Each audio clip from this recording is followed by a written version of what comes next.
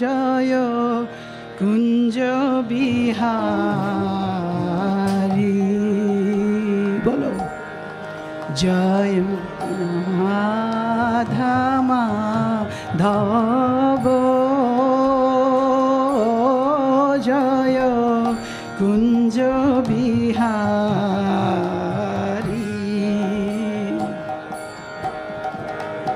রাধা মাধব জয় কুঞ্জ বিহারী। বলো জয় রাধা মাধব জয় কুঞ্জ বিহারী।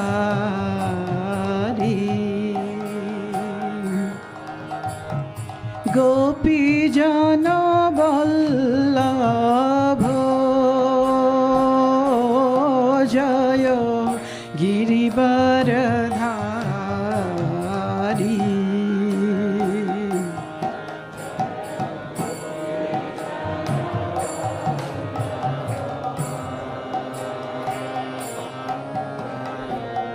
গিরিবরধারী গোপীজন বল্লভ জয় গিরিবরধারী।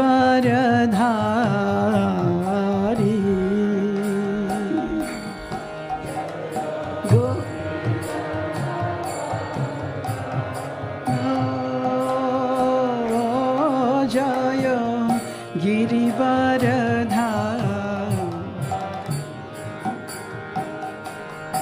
জয় রাধা মাধব জয় কুঞ্জ বিহারী।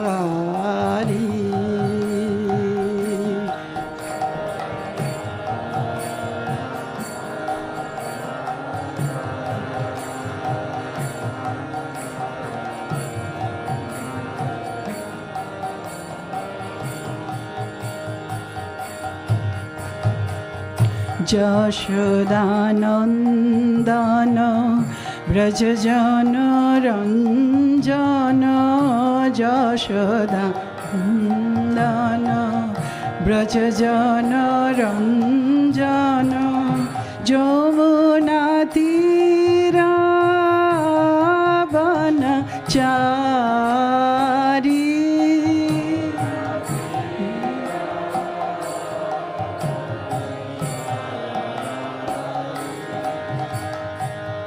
যমুনা তীরাবনচারী।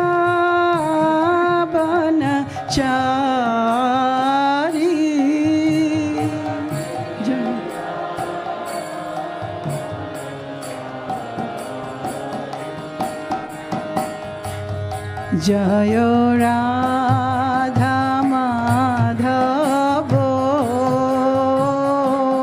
জয় কুঞ্জ Bihari.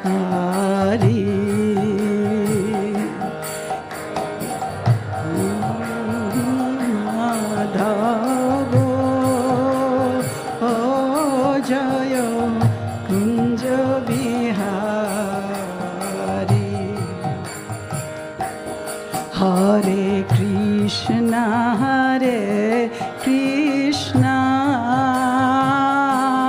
Krishna Krishna Hare Hare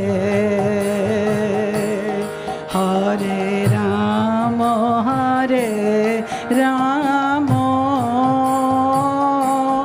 Ram Ram Hare Hare.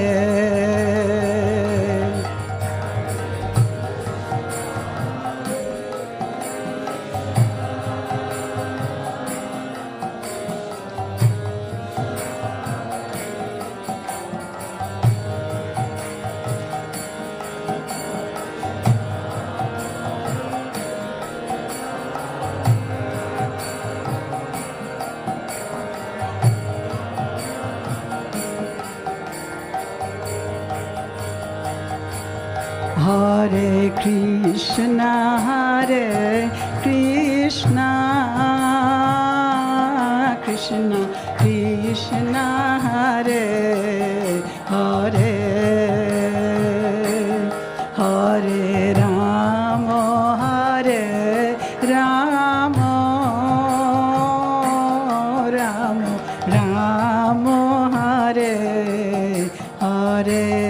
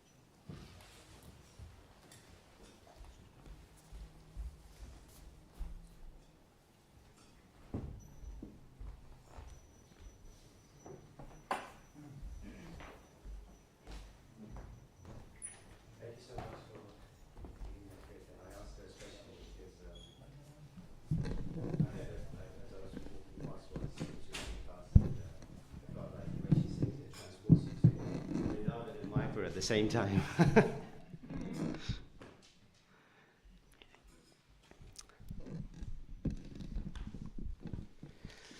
Jai Jai Shri Chaitanya, Jai Nityananda,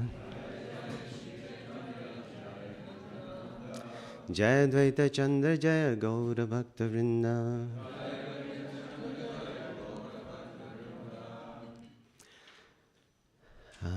So reading from Caitanya-Caritāmṛta Madhya-lilā, chapter 13, verses 1 to 8.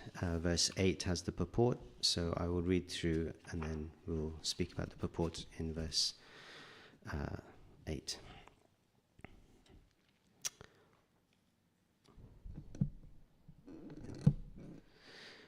Sajyat Krishna Chaitanya Shri Rathagre Nanartaya Yena Sij Jagatam Chitram Jagannathopi Vishmita. May the Supreme Personality of Godhead Shri Krishna Chaitanya, who danced in front of the car of Shri Jagannath, be all glorified. By seeing his dancing, not only was the whole universe held in wonder, but Lord Jagannath himself became very much astonished.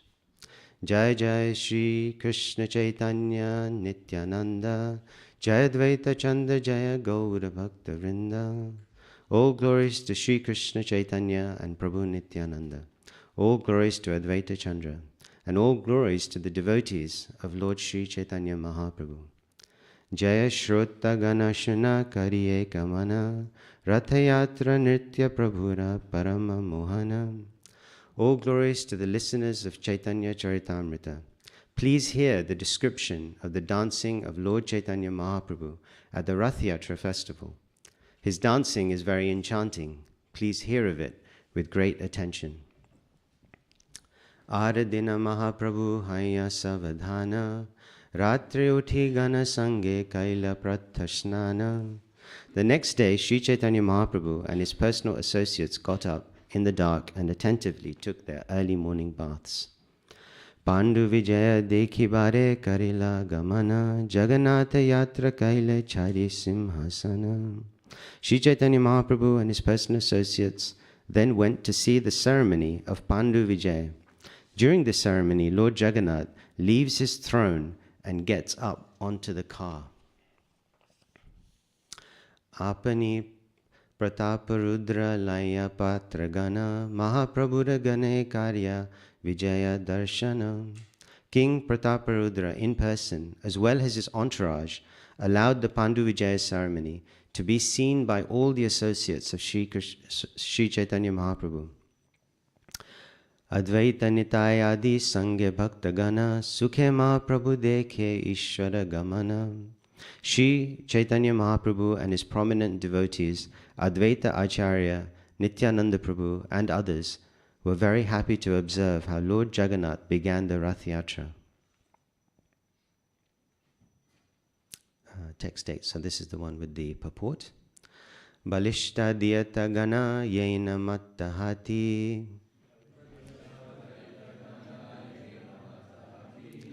Balishta daita gana yena mattahati. Jagannatha Vijaya Karya Kari Hata Hati. Balishta Daita Gana Yena Mattahati. Jagannatha Vijaya Karya Kari Hata Hati.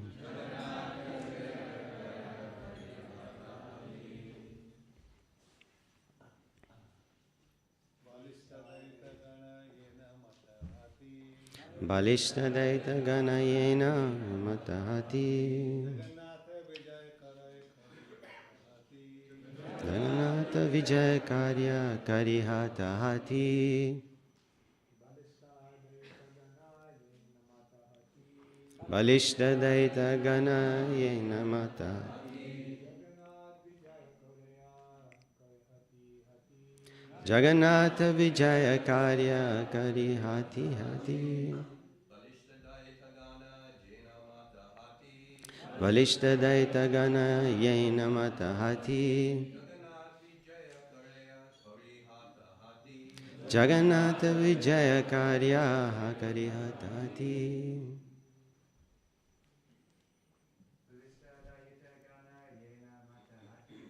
Balishta Daita Gana Yena Mattahati. Jagannatha Vijaya Karya Kari Hata Hati.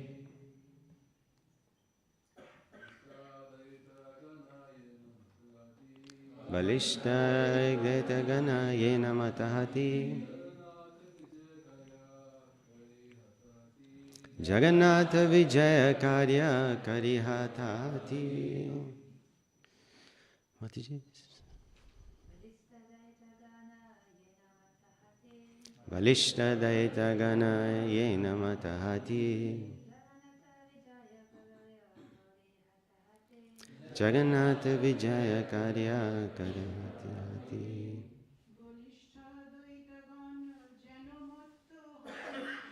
Balishta Daita Gana Yena Mattahati.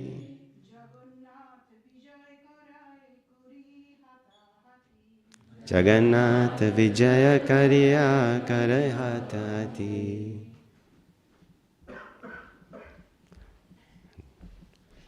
Difficult to follow that one. Okay. Balishta Daita Gana. Very strong. Daita.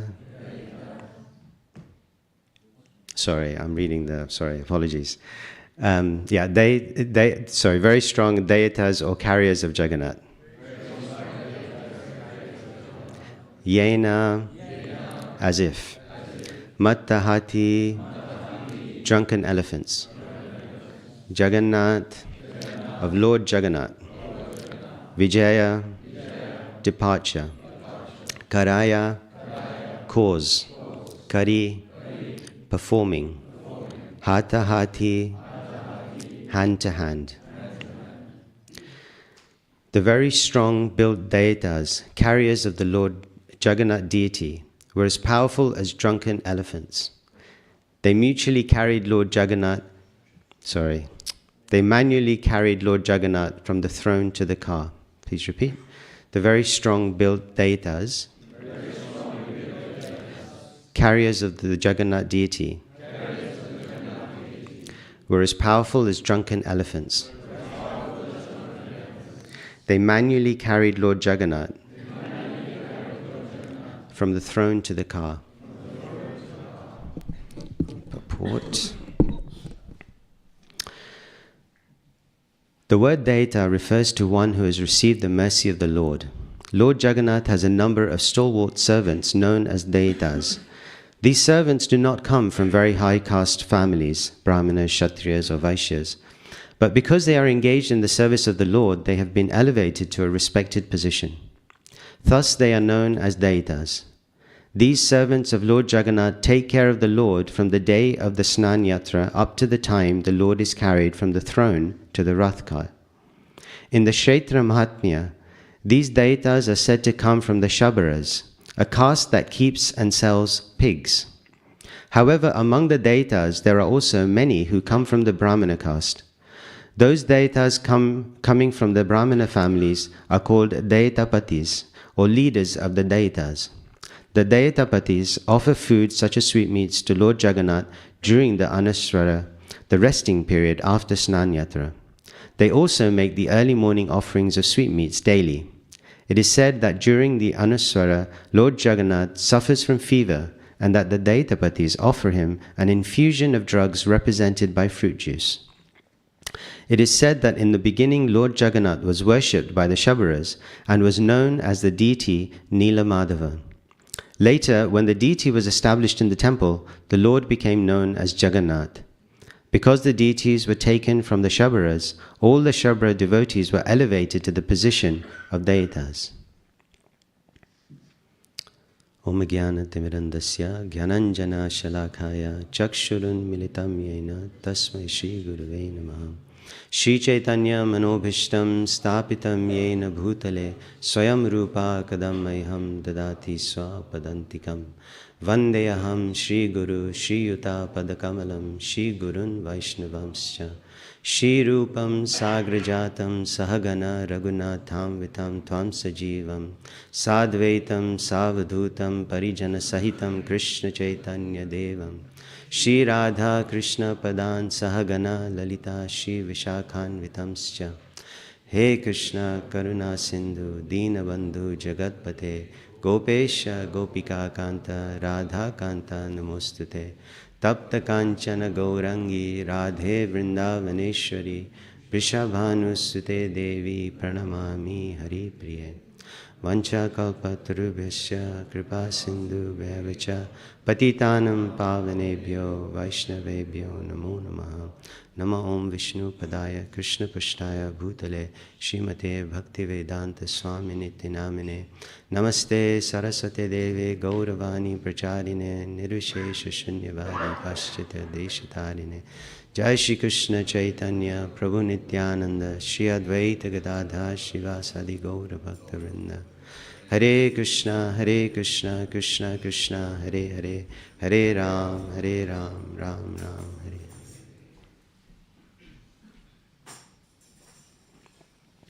Hare Krishna. I will try and speak a little bit, mainly about 2 points that came to me from this verse and this purport. One refers to the actual story that Srila Prabhupada is describing here, and he refers to the Kshetra Mahatmya, which is the, I believe he's referring here to the Sri Purushottam Kshetra Mahatmya in the Skanda Puran. So I just tried to look up that, and it was like 50 chapters, so I'm not going to try and summarize that. But there were some nice, interesting details in there, which I thought would be nice to go through. So I'll speak a little bit about that. And I'll also speak a bit about this idea, which is sometimes a little bit confusing, at least to my mind, where it refers to castes. And here, Srila Prabhupada is speaking about the Shabaras, who are essentially keeping and selling pigs, and they were the worshippers of Jagannath, and how does that all kind of fit together? And there's a whole kind of narrative here about castes and Varnashram and what that means. So these two aspects I'll try and speak a bit about, if that's okay. We'll see how we do on time, so we'll start with the story, because you'll... Okay, so as I said, I'm going to try and just give you some snippets of it. The story, of course, that we know, like when we visited Mayapur and Jagannath Puri, we hear the story of how Jagannath came to be and the story of King Indradyumna. So I'll try and speak about the bits which seem to add some more detail or diverge from kind of the narrative, because they're speaking from it from a different perspective. So the Skanda Purana speaks about the sage Jaimini reciting this story to a group of Brahmanas who are asking questions, and he's essentially responding to this. And it begins by setting the whole scene in Satyuga. So this story is set there when King Indradyumna, who is the king of a town, the ancient city of learning called Avanti, had to bring that out, but he's the king of Avanti, and he's portrayed as this amazing personality, like this personality who has the kind of paralleled piety and power and opulence and all of these wonderful attributes that he has. And a very ideal king, and he's performed 1,000 Rajasuya yagyas and all this type of Ashwamedha yagyas, sorry. So he, one day, as the pujaris in his city are doing the puja, he asks the priest that, where in this world can I see the Lord with these material eyes? Where is it possible to see the Lord with these material eyes? And so the priest goes out in front of the congregation who's gathered for the worship, and he proclaims this, that the king has requested this. And at that time, one pilgrim comes forward, and we don't know the identity of this personality, but he comes forward and he says that in Orissa there is a Nilgiri mountain where there is a banyan tree in the center, and to the west is a pond filled with primordial waters. By means of its mere contact, it bestows salvation. On its western bank is the body of Sri Vasudev made out of sapphires. And then he describes that around this place there's a hermitage, and there is this place called the Shabara Dipika. And interestingly, the word Shabara is used there, Srila Prabhupada is referring to in the purport here, that there is a kind of a hermitage of these persons who are Shabaras. And then he said, I spent 1 year there in this place called Shri Purushottam, and I observed many wonderful things. So he says this, and then he disappears. So everybody's left with this, proclamation, and then the king decides, okay, like this is divine intervention, and he sees it as like that, and they set about trying to. Because in the other story that we often hear, there was a dream. King Indradyumna Maharaj had a dream, and then he sent out his different search parties everywhere, and we hear about Vidyapati going and etc. So that comes a little bit. That comes now. So basically, in Skanda Purana, it's described that Vidyapati is actually the brother of the priest that King Indradyumna requested. So the priest says, "My younger brother, he will." Go out and find out this for you, and he'll make all the arrangements so that you can, before you go visit, he'll go find the place, make all the arrangements, come back, and then take us and show us the way. So everybody starts preparing, and Vidyapati is very excited, of course, and he's anticipating his journey to Shri Purushottam, and he's anticipating seeing the Lord, and it's very beautifully described. Actually, if you get a chance, please look it up.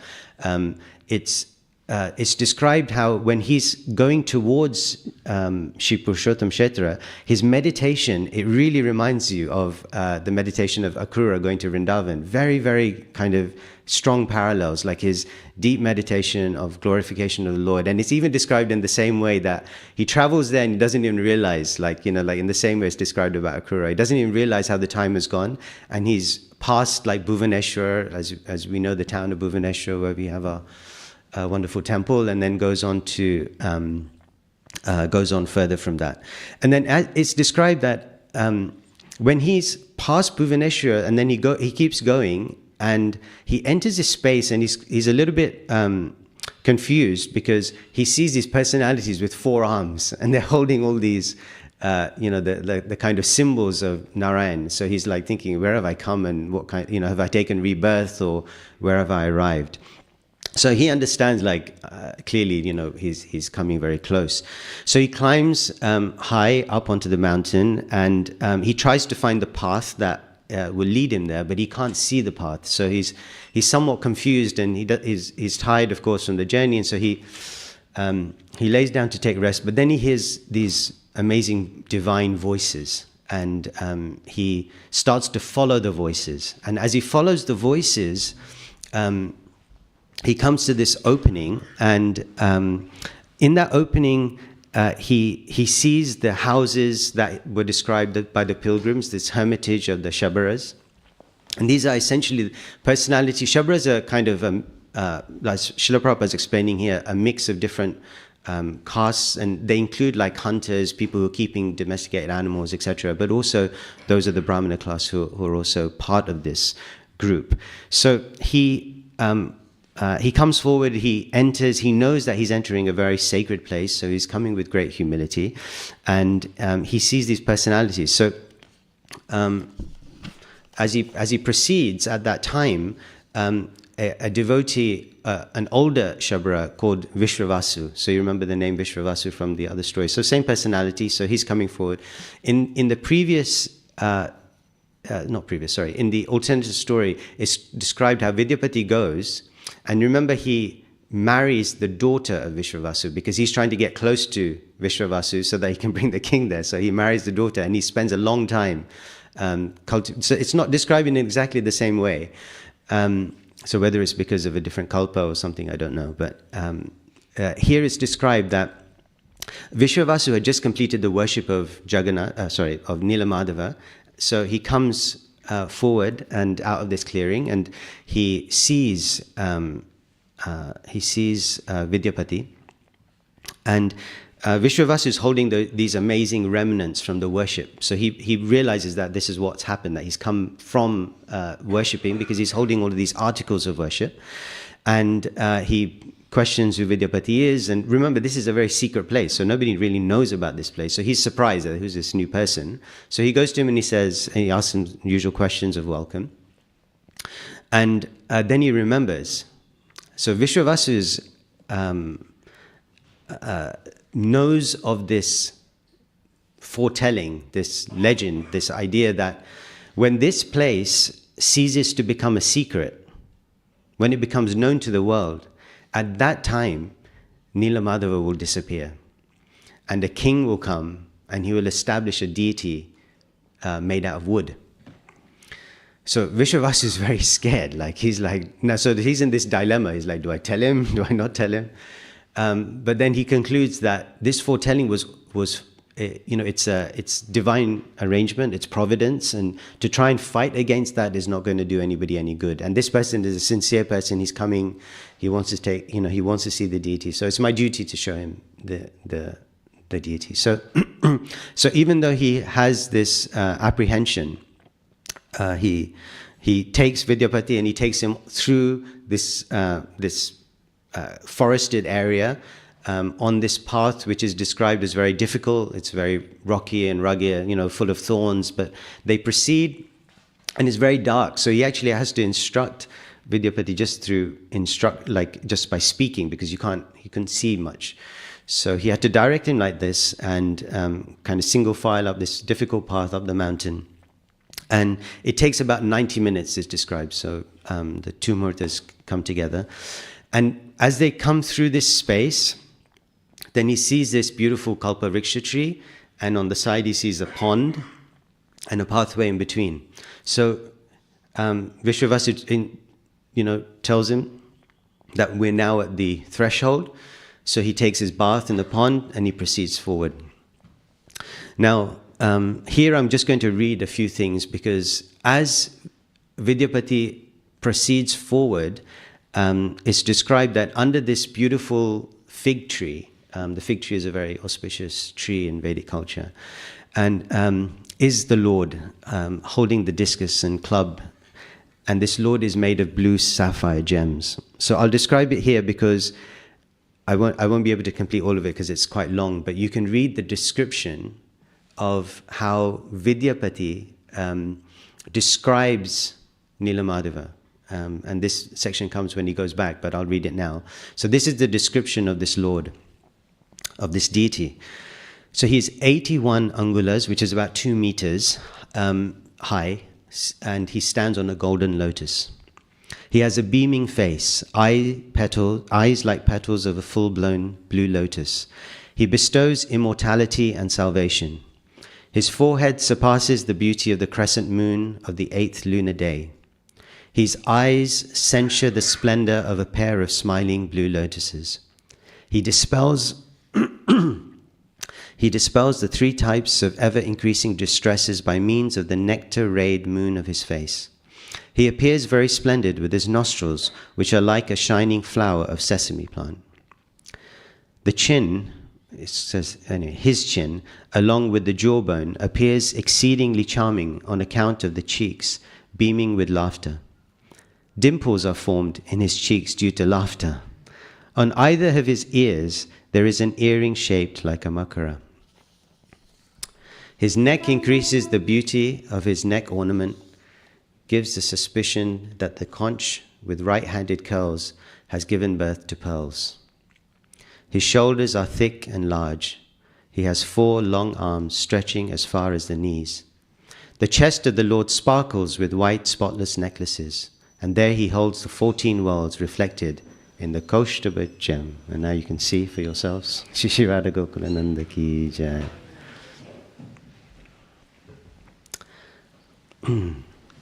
He is adorned with necklaces, bracelets, armlets, crown, etc. And he illuminates all the cardinal points. Thus he is installed on the Nila mountain. So then he goes on to describe that Lakshmi Devi, who occupies his left side, is embraced by the Lord, holding a lotus in his hand. She is engaged in playing on the lute with her eyes fixed on the face of the Lord. She is the abode of all beauty and is adorned with all ornaments.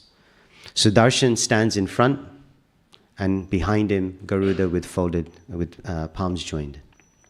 Okay, so now he has this amazing darshan. He's obviously in total ecstasy. And Vishwavasu requests him now to return back to take rest and to have prasad. And as Vidyapati comes, and he sees that the feast that's laid out by Vishwavasu is like a feast for the demigods. And he's thinking, like, these guys are, like they're staying in this simple forest. How is it that they've got this incredible... So he asks. So Vishwavasu is a bit reluctant. How much should I tell this personality?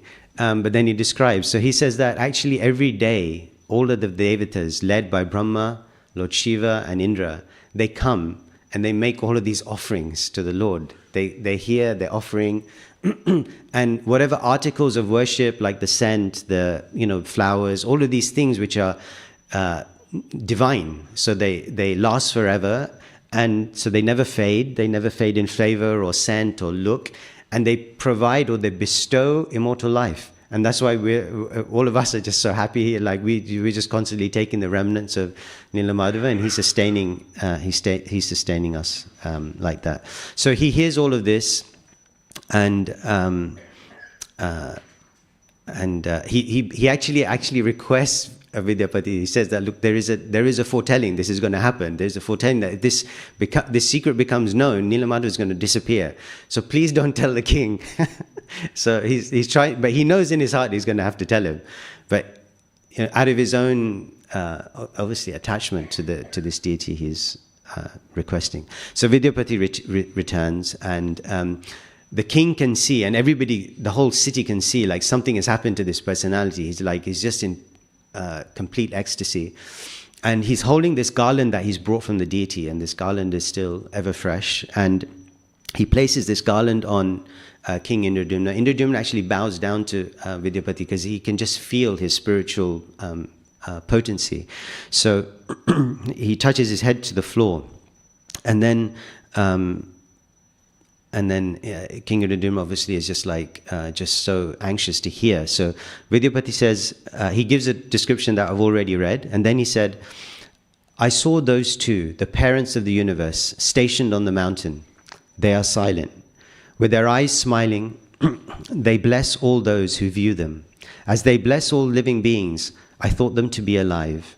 Shesha, with his many hoods, forming an umbrella, is stationed behind them. Having seen directly that the Lord of Shri, of wonderful form and features like this, my mind runs back to that place as though dragged with ropes. Because when he has that darshan, actually he doesn't want to come back to King Indra, of course. He just wants to stay there, but duty calls him back. So I'm going to pause the story there just because, as I said, it's a very long and beautiful narration. And if you get a chance, please look it up. It's a wonderful description. And so,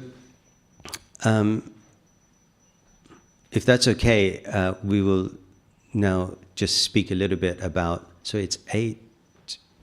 What time does class go till? 8:30. Oh, 9 is Saturday. Sorry. Yeah, okay, so we have a little bit of time. So we'll shift then our conversation to the purports, references to the Shabras and the caste system, and this idea of, because remember, this story is set in Satyuga, right?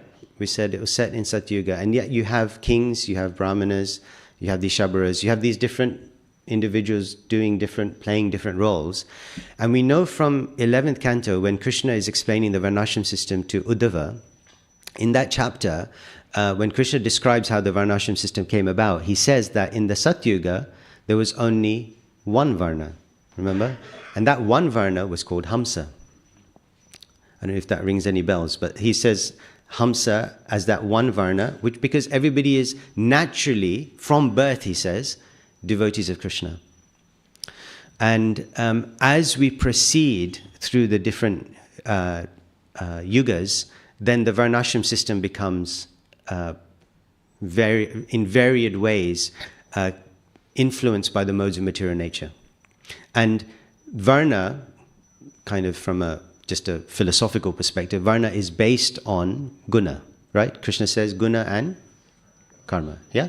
So we have in the Satyuga a situation where people are performing different types of karma, though it's not karma, it's devotion, because they're all devotion inclined, but they're performing different types of work, but their guna, Krishna says, is of a hamsa, like a devotee, as opposed to influenced so much by passion and ignorance. So as we proceed through the yugas, the Varnashram system becomes increasingly differentiated, rigid, and finally corrupted.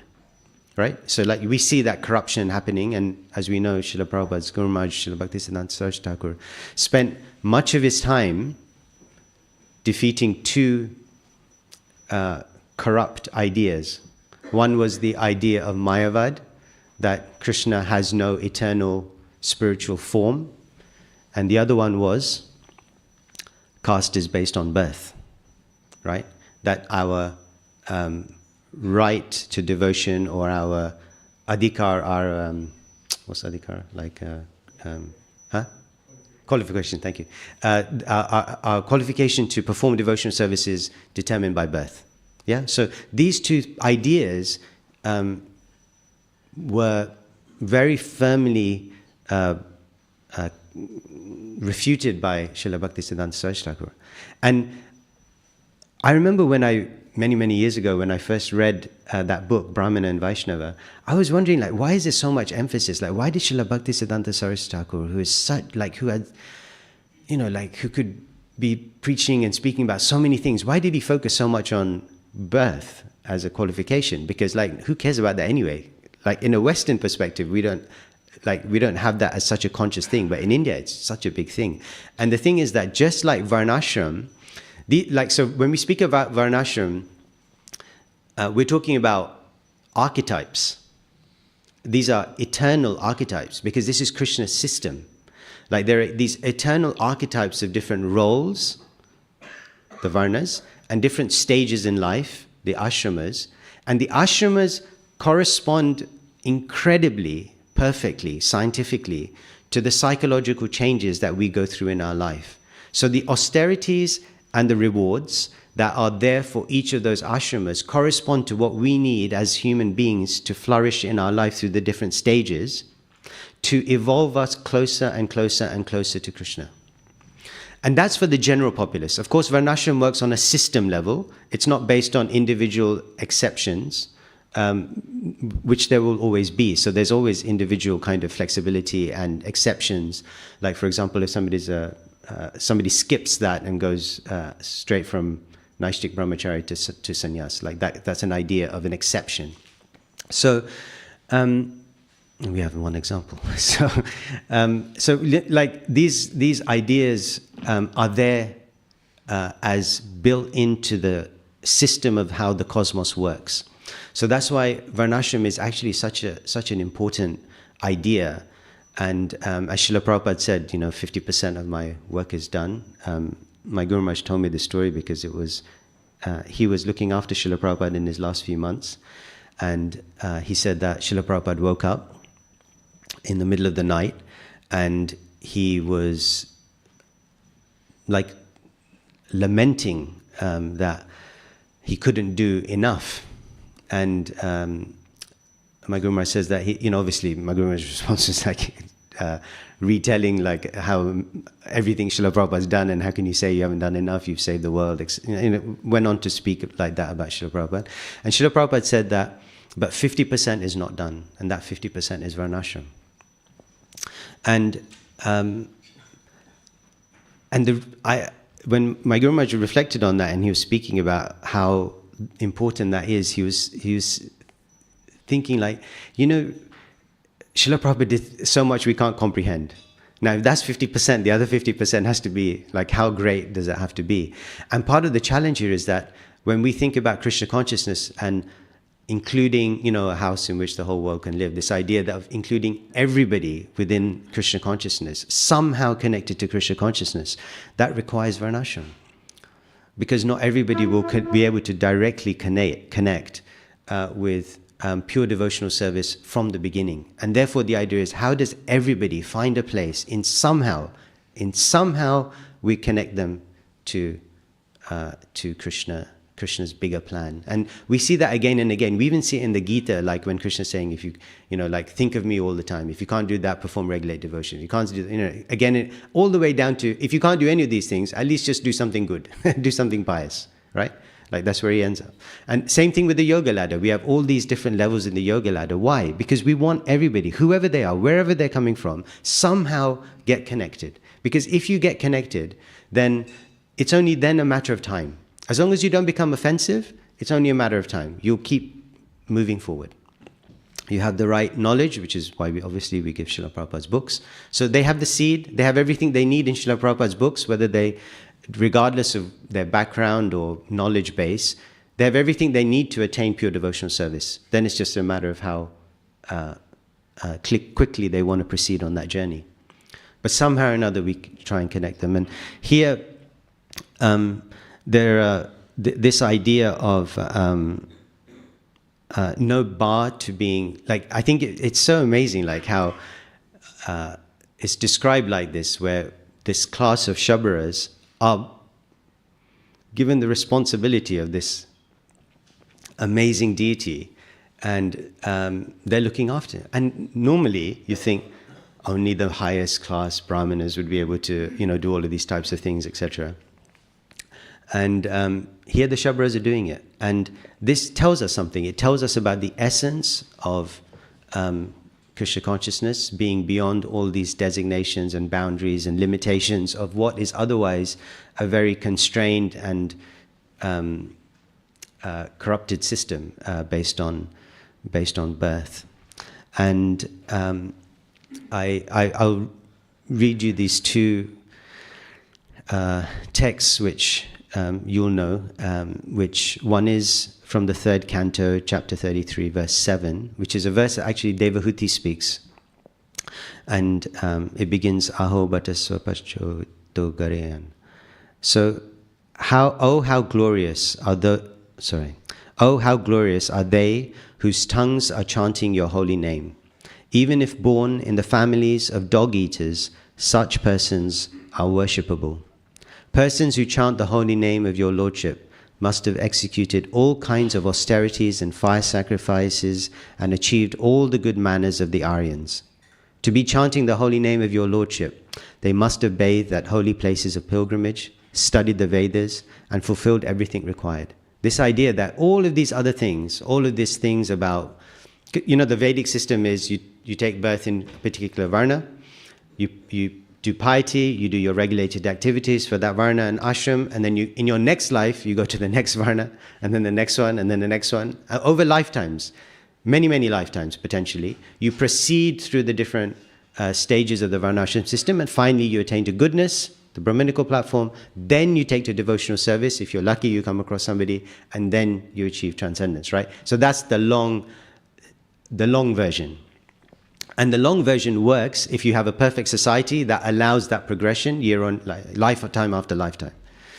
If you don't have that society, if you don't have that infrastructure, then Srila Prabhupada has to come and he has to give us pure devotional service condensed in his books, and say, here you go, skip the whole thing and just proceed, right? Attain and accelerate your process through the modes, through ignorance, through passion, through goodness, to transcendence, just by performing devotional service and chanting the holy names. So all of these other things, sometimes they're seen as great qualifications. You know, these things like studying the Vedas, visiting place of pilgrimage, bathing in holy places, fire sacrifices, all of these things are seen as great qualifications. And they seem sometimes confused, even now, like we see, and this was the point about why Srila Bhaktisiddhanta Saraswati Thakur was so strong, is that as the Varnas are archetypes, Mayavad philosophy and this contamination of the Varnashram system based on birthright is also a constant threat. It's not like it goes away, it will keep coming back because it's part of human psychology. Like the part of human psychology based on false ego, which makes us think, I am God. Krishna doesn't have an eternal form. That same kind of deviant mentality also seeps into the potential when we learn a bit of Sanskrit or when we learn a bit of like ritual, that we may have the tendency to think that we are doing something which is higher or better or greater than the holy name. And that's a dangerous mentality. And it gets even worse when you're born in a situation where you have all of these things like around you, and you have all of the culture and all of these learnings. That becomes even more of a threat. Most of us born in the West, I mean, I was born in India, but I came here when I was a year old. So like, you know, like most of us growing up in the West, like it will take a lot for us to get that egotistical because we know our background. But for those people born in those situations, they can get quite carried away quite quickly. So then there's another verse, and I love this verse. So this is 8th canto, chapter 23, verse 16. Now, this is mantratas tatrata shidram, right? So there may be discrepancies in pronouncing the mantras and observing the regulative principles. There may be discrepancies in doing these things. And moreover, there may be discrepancies in regard to time, place, and person, and paraphernalia. But when your Lordship's holy name is chanted, everything becomes faultless. Now, the best thing about this verse is who spoke it. Anyone remember who spoke it? I heard it just now. Shukracharya. This verse comes at the whole story of Bali Maharaj. So then, at that time, Vamana Dev says to Shukracharya, so tell us, what did Bali Maharaj do wrong? Tell us, what were the faults, the discrepancies in the yaga? Now, Shukracharya is the spiritual master of the asuras, right? So like the Daityas, he's the Brihaspati equivalent for them. And he knows his stuff. He's like the perfect Brahmana. In the smarta Brahmana, ritualistic Brahmana sense, he's the perfect Brahmana. Like he knows everything. He can tell you the mantra to bring dead bodies alive. So he knows every slight discrepancy. So it's amazing that after this process, he comes to this realization. What was I talking about? These things are just like so superficial. And he makes this statement that there may be so many discrepancies, all these other types of things, but when your holy name is chanted, at that time, everything becomes faultless. And so we're hearing it from the right person. Like, why is it like Vamandev is making him say that? Right? Because if he says it, then it must be true. Because he's the personification of that opposing argument. Like he's what we would call nowadays steel manning the argument. Like, you know, he's by the person who's saying it. And so it's just, I think, a wonderful way in which Srila Prabhupada gives us these two things. And I'll just bring it back now before we pause for any comments.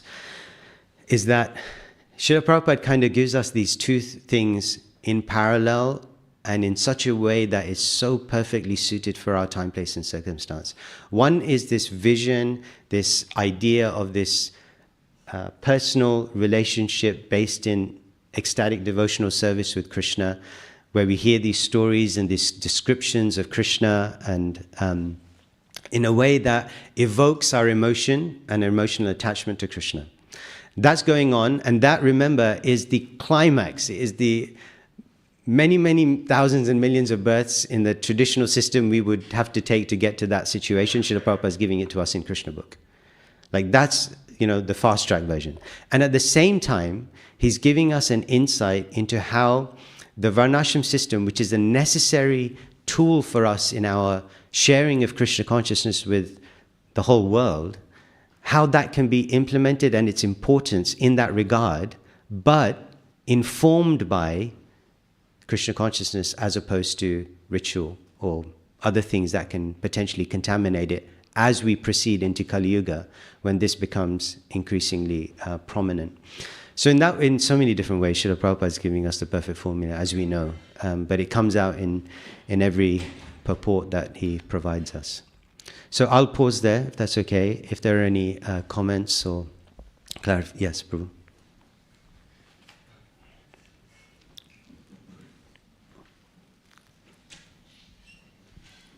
Thank you for the class. My question is about, in Satya Yuga, you mentioned about the Hamsas, and I was a bit confused because trying to understand that, from what I know, Lord Nrsimhadev appeared in Satya Yuga, and this into the demonic society, that there was, and there seemed to be divisions there in terms of brahmanas, and just trying to understand how it would work. Yeah, no, thank you. That's an important clarification. So we have these stories from Satyuga, many stories, where it is described that what seems to be Varnashram seems to be in place because we have these different roles. So there's 2 points. One is that the roles that were being performed were not based on birth, they were not rigid, and they were based in devotion. So that's why Krishna is calling them Hamsa. So that's in terms of the roles, the distinction between roles that exists even in Satyuga. That's one thing. Then the second point is that why were there these daityas and different types of person? And that's because in the story and the chronology of how these different personalities come about, remember, these personalities are outside of the Varnashram system. So like an Asura, for example, is not a Shudra. A Daitya, is not a Shudra. Because if you read the descriptions of what a Shudra is, like sometimes we have this tendency to think about a Shudra in a demeaning way. But if you read the description of how Krishna is describing the qualifications of a Shudra, it's actually a very very faithful, dutiful position and extremely important role in society. And it's outside of that strict Varnashram kind of categorization where these other Yavanas, Mlechas, Daityas, etc. exist. So there's two things happening kind of simultaneously, which is why sometimes it can be, I had the same kind of question. Yeah, thank you. Yes, Prajan. Mike's coming. You can see it in the animal kingdom. All the living entities. If somebody can just turn it on. You can see in the animal system, all the living entities, they have a relationship going. Even the ants and the spiders, and they only live for a very short time, but actually it's all about relationships, and they have male, female, but some are, they don't even have that. You wonder what slugs are. How does it happen? How do they get created? But they're still living entities. They've got there's souls in them. And so we can see it when we look about it in nature. Each, whatever we see, this variegated system, it must have a purpose. It must come from somewhere. It's logical. And that's how I see things. It appealed to my nature when I came to Krishna consciousness, how everything can be accepted in Krishna's service. Okay. Thank you. And if I can just add a little bit to that, reflect on that. Just as I was saying about archetypes, and the reason why this Varnashram system is like that is because they are based on the gunas. So all of this distinction, as Krishna describes the upside down tree, right? The Ashwatha tree, like this idea, all of that distinction that occurs through the differentiation of how these three modes of material nature are interacting. That produces the variety. So all of these things, for sure, and human beings included. So we see that pervading the whole of creation. And Varna is just one way of it also coming out in a manifest way. And, just yesterday I read this extract from a study that showed, so they had these ants, you're speaking about like this intelligence that exists there. They had this group of ants, and they had a group of human beings. And they had a proportionate large-sized object that this group had to take through a maze. And the ants did it better than the human beings. And it's like, how did these ants figure this out better than human beings? And like, they set some parameters, so it was like a level playing field. So like, you couldn't speak and those types of things. But it was just incredible. Like, so there is, Paramatma's there. Like Srila Prabhupada was saying, every species has its intelligence in a way that we can't have. So like he gave the example that there's a grain of sugar, and you won't be able to find it, but the ants are finding it. Like they have that intelligence. Yeah. Huh? Yeah. Yeah. So yes, Maharaj.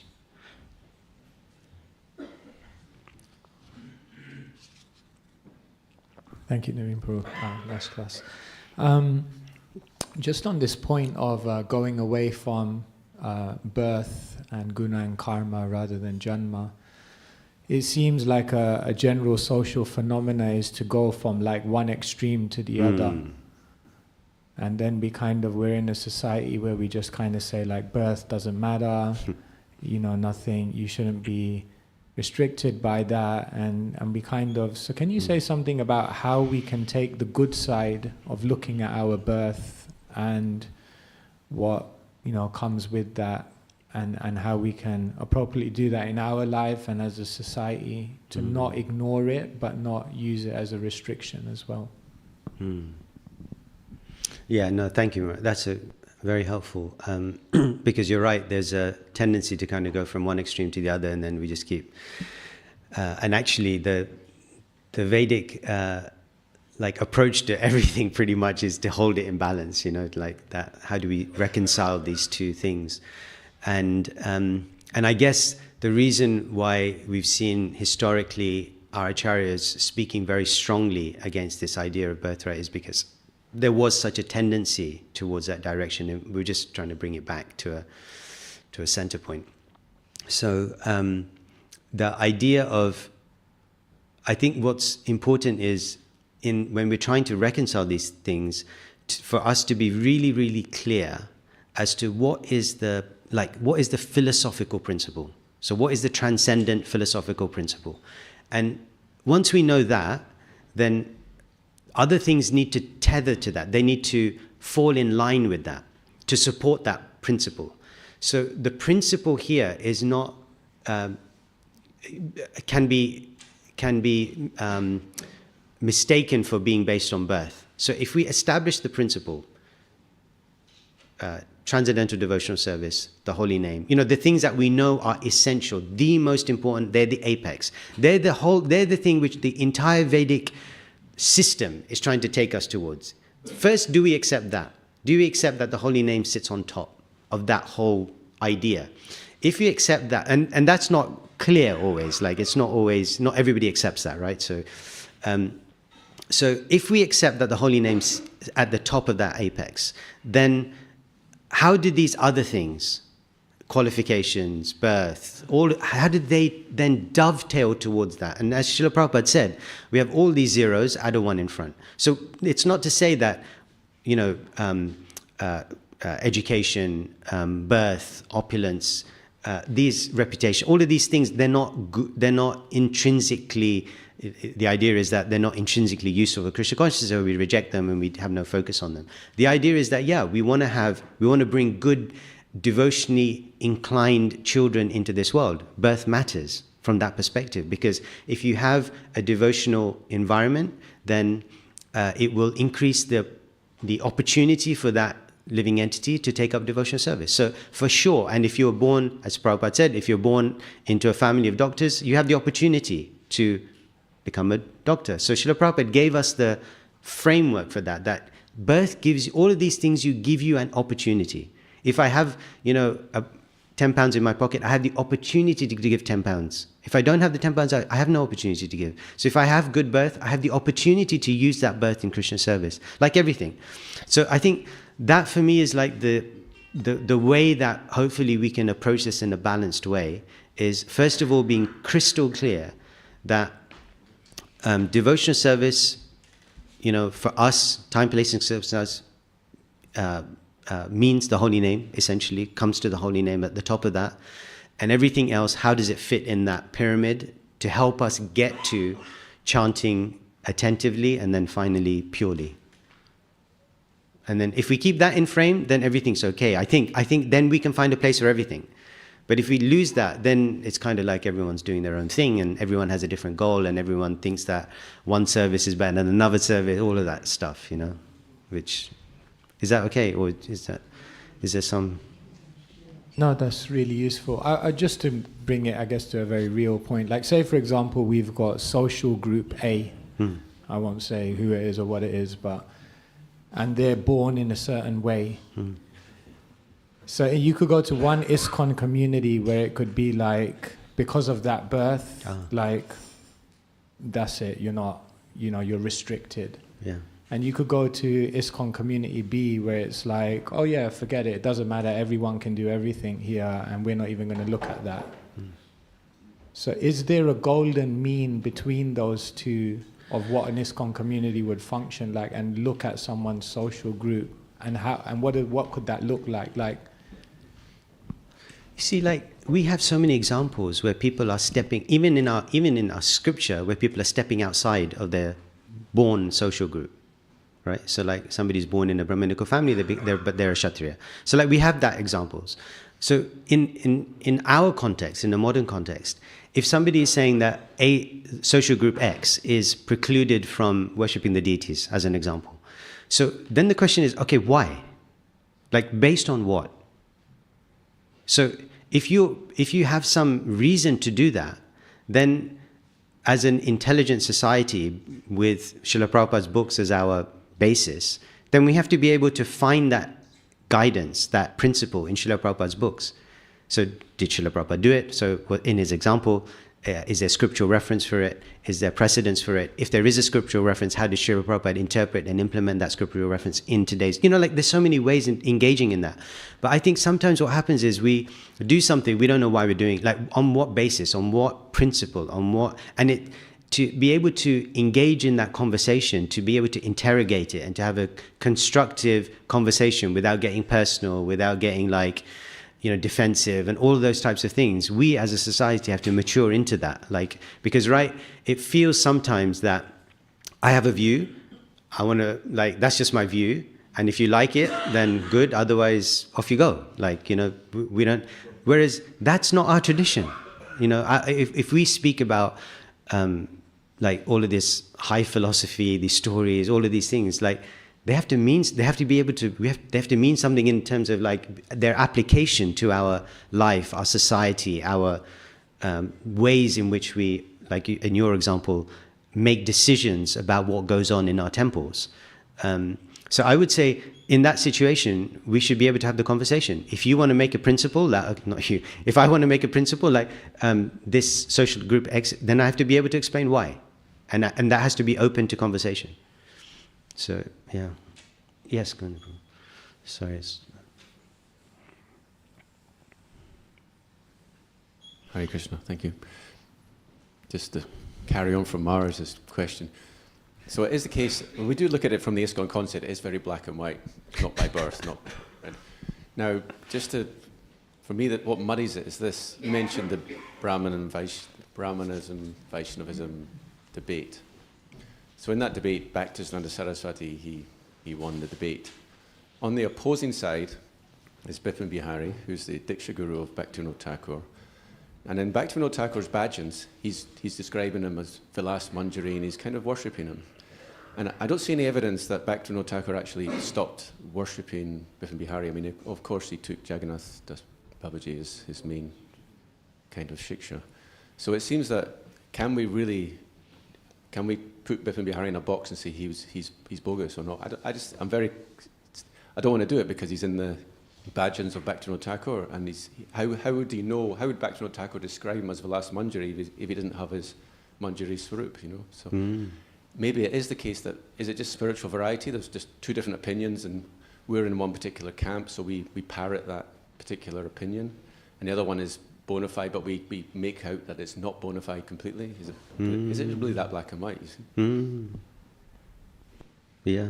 No, that's a helpful question. So, you know, we have examples of, like, for example, when Jiva Goswami is exalting, you know, the mood of the queens of married rasa with Krishna, sometimes even above the conjugal rasa that we understand normally in our tradition between the unmarried bhava. And he does that for a reason, as it's explained to us. And the reason is because to prevent people going down an immoral route. And so he's establishing the principle there. Now, of course, we know Jiva Goswami's internal idea and mood because he is who he is and he's the follower of Rupa Goswami. So there may be and there are times, I don't know enough about Vipin Bihari just in terms of his relationship and future and later relationship with Bhaktivinoda Thakur and all of that stuff. I don't know enough about that to comment. But I think just as a principle, that we have to understand these things through those personalities whom we are following.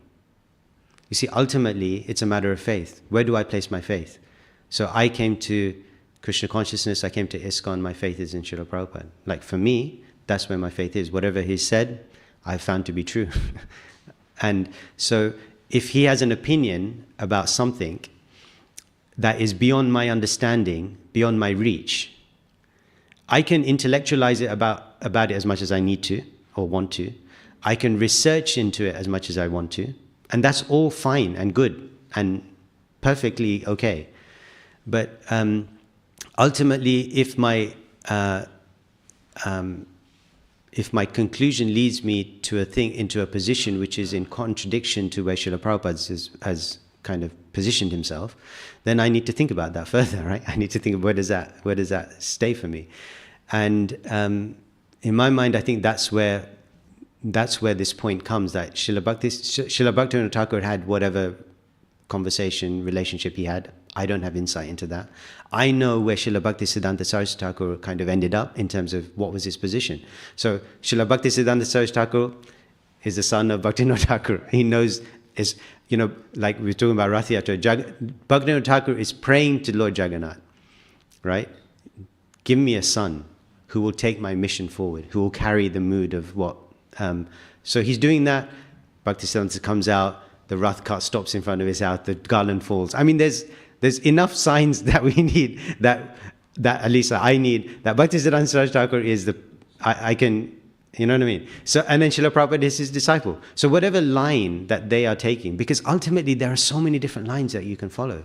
You can, even if you go now to Mayapur Vrindavan, you can get a philosophy for anything. So ultimately it's where do we want to place our faith? And then, and I think they were making this very strong point because there was this potential to move away from it. But I do take the principle, and I think that was what I was trying to say in response to Maharaj's point, that I agree, there's no sense in swinging from one extreme to another extreme. At end, I often feel like truth doesn't generally lie in the extremes, right? It's somewhere, there is something that we need to find reconciliation for. And from my perspective, I think that Srila Prabhupada's reconciliation of that idea of birth or no birth being material is quite clear. Like, it's a perfect reconciliation as far as I can see.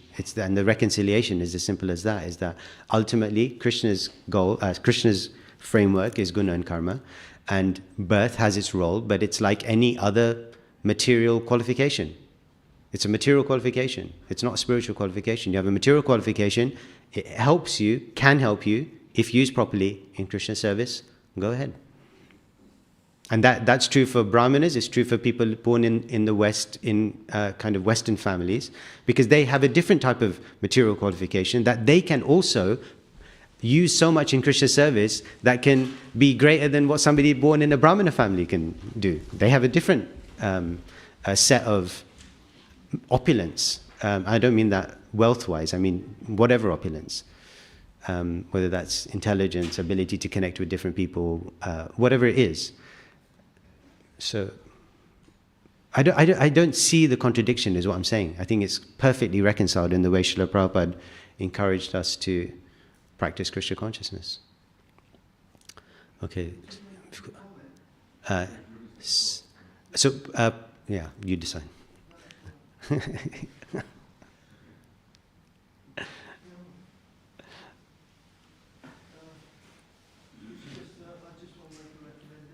Yes, please, Prabhu.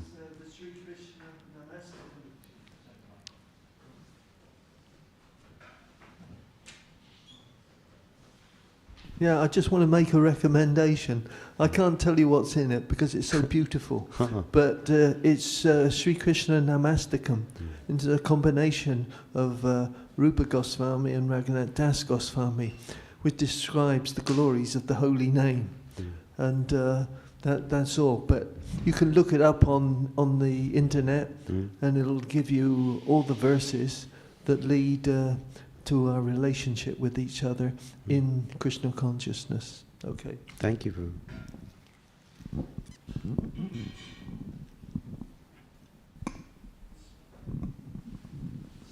Hare Krishna, you forgive me, I missed the start of the class, I was finishing rounds. You were saying the holy name is the top, but sometimes it's not seen like that. Could you clarify what you meant by that? I was just... Yeah, just because sometimes it's seen and has the potential to creep in also into spiritual societies, including ours, that if we take our eye off the ball, you can hear or start to see arguments arise about how other things can be competitors to the holy name. So, it could be things like various types of rituals. It could be even pancharatric things. It could be other aspects, some of which are closer and closer in hierarchy to the holy name in terms of the 9 aspects of devotional service, but some outside also. And within and outside of ISKCON, obviously outside of ISKCON you can see it a lot. Yeah. Well, I wasn't making a complicated point there. Yeah. You just missed the context. Yeah. So Krishna Sakapur.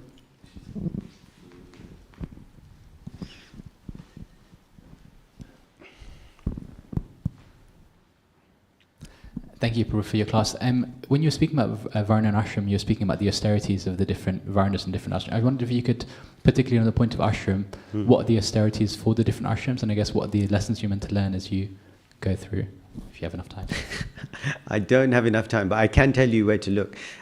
So actually there's 2 things. One is 11th canto, where Krishna is speaking to Uddhava about the Varnas ashrams. So you'll get the principles there. You'll also get it just as you think about these archetypes, like what is it, like the duties of a brahmachari. So for example, in Grahastha ashram we talk about charity as one idea, right? So that's an austerity you're supposed to perform, and we know the kind of what is it called, like the allowances in Grahastha ashram in terms of engagement with sense gratification in a way which is not allowed in the other 3 ashrams, right? So like that is a very basic idea, but you can see even with something like a Kshatriya, whose austerity is you have to be willing every day to put your life on the line. If duty calls, that's your job, right? So that's your austerity. You have to be willing to give up your life on the battlefield to protect other people. But the reward is you do have access to, some enjoyable things. Right, you have opulence. You have these. So, like that, each varna and ashram. And the other place that you can see, if you want to dive in a bit deeper, is Urmila Devi has written a book called Kriya Dharma. So Kriya Dharma, and in there, I've read parts. I haven't read all of it, but I have heard her seminars on the book, And in there, she also goes in a bit deeper with regards to the rewards and austerities of each of the ashramas. So, and varnas, of course. Is that okay? Just because we've got a minute left. Okay, I think we're at the end of time. Thank you all so much. Srila Prabhupada ki jai.